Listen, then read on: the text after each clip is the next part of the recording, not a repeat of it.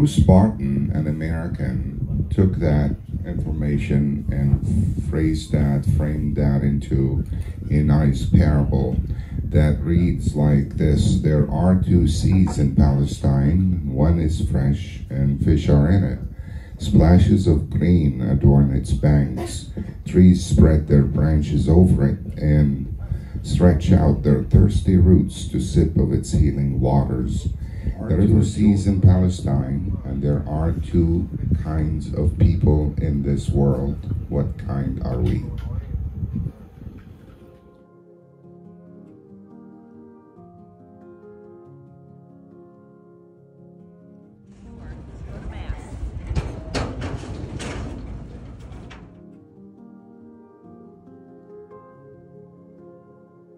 Sit,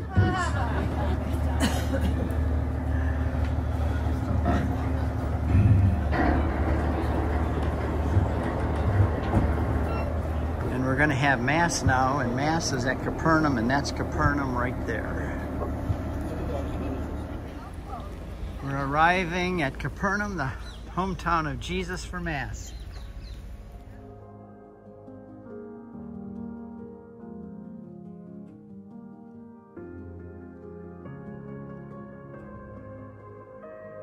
We're now in Capernaum, and this is the monastery of the Franciscans. Here's our group. And here's the church built above Peter's house, where Jesus lived for the 3 years of his ministry. He lived right underneath this house, underneath the church in a house. There's the synagogue, and the water is right over there where the fishing boats were.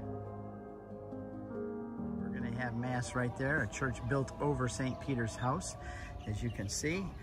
And the synagogue was there, and the lake was there. His house was right in the middle between the harbor and the synagogue. He was no slouch. He was an astute businessman. We just came up this stairway. Mass opening hymn. This is the place where Jesus said, "Eat my flesh and drink my blood." This is where Peter's house. Jesus lived with him here in this house for 3 years.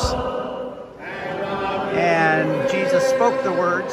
Jesus spoke those words right there in that synagogue.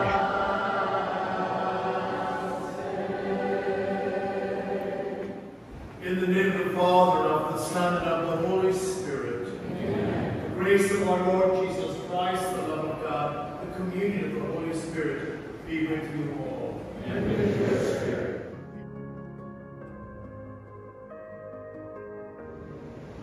This is the bread that came down from heaven.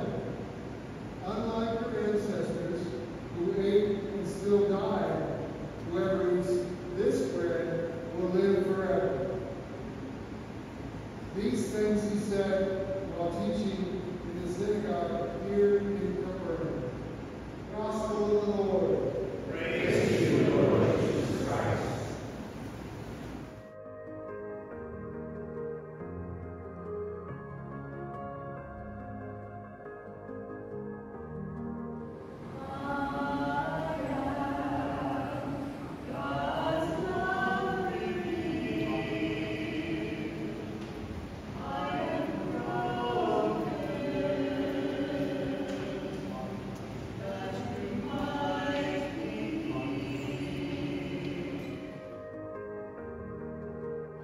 They all say, "Give us this food." What is this food? He said, "I am the bread which came down from heaven, and if you eat of this bread, you will never die." They say, "Show us your hands."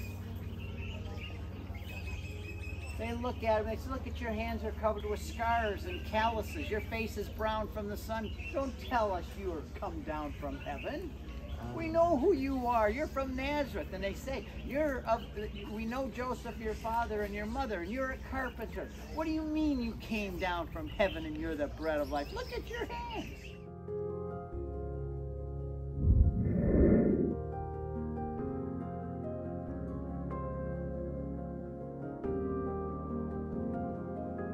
So we're arriving for lunch here at Pilger House, a nice German house for pilgrims and a place to eat lunch. And this is where we're going to have our lunch, right here.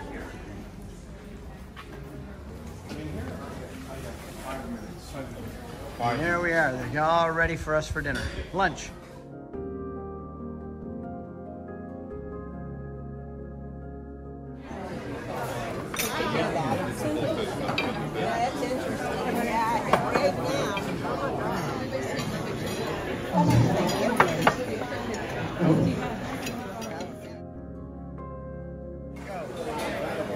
hello to our Alaskan family and also our Bible study in New York. This is what Chris is eating. Betsy will be...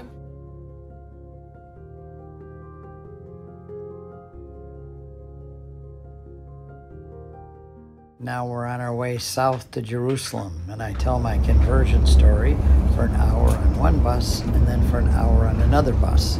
It's about a 2-hour drive, and we stop at a rest area along the way for everyone to get an ice cream or a coffee and use the restrooms.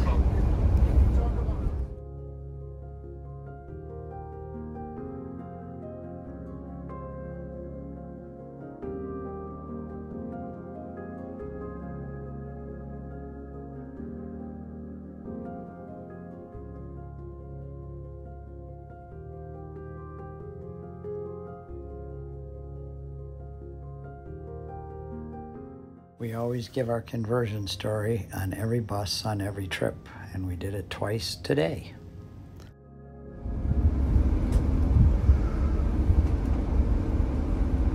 Here's the hill country.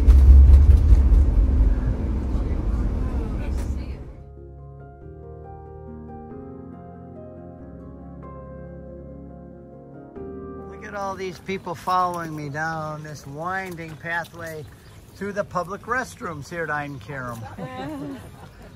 Look at them, there's a lot more coming. Well,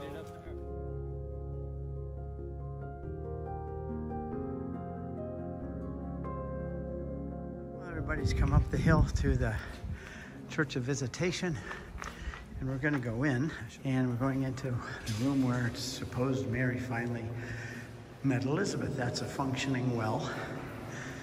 Here you have Zechariah, the high priest, offering incense when the angel of the Lord came and told him he's going to give birth, his wife is, to John the Baptist. They were living up here. And here's Mary arriving with Elizabeth, and Elizabeth greets her, "Who am I that the mother of my Lord should come to me?"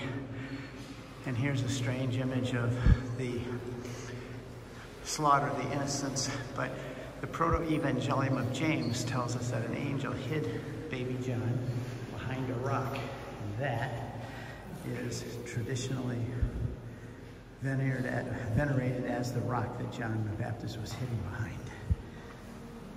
Hail Mary, full of grace, the Lord is with thee. Blessed art thou among women, and blessed is the fruit of thy womb, Jesus. Holy Mary, Mother of God, pray for us sinners, now and at the hour of our death. Amen. Hail Mary. Say, and this is how I used to argue against your Catholics back in the old days. I'm going to ask you a question.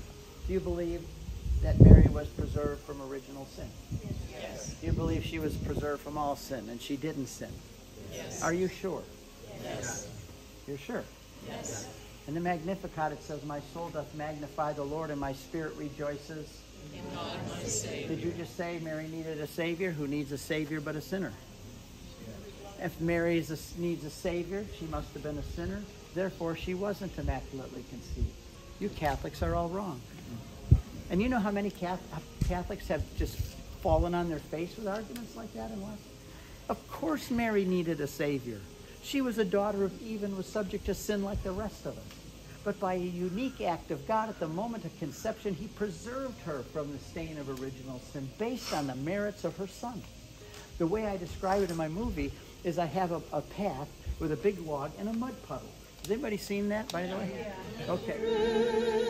Exalts in God my Savior, for he has looked with mercy on my lowliness, and my name will be forever exalted. We came back down the mountain from the Visitation and drove to our hotel, the Dan Panorama, a very upscale, beautiful hotel, and everyone had a great time here.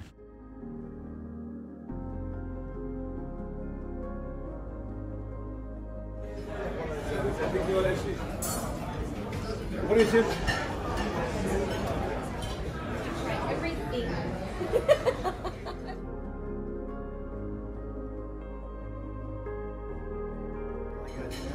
Oh, that's too much. It's killing me. I don't eat like this ever. I It's know. like Thanksgiving every night.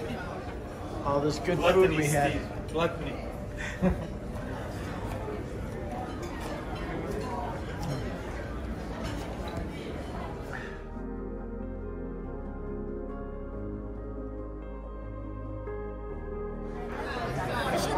It's too close. Montana's nice. People in the Pacific Northwest want to go to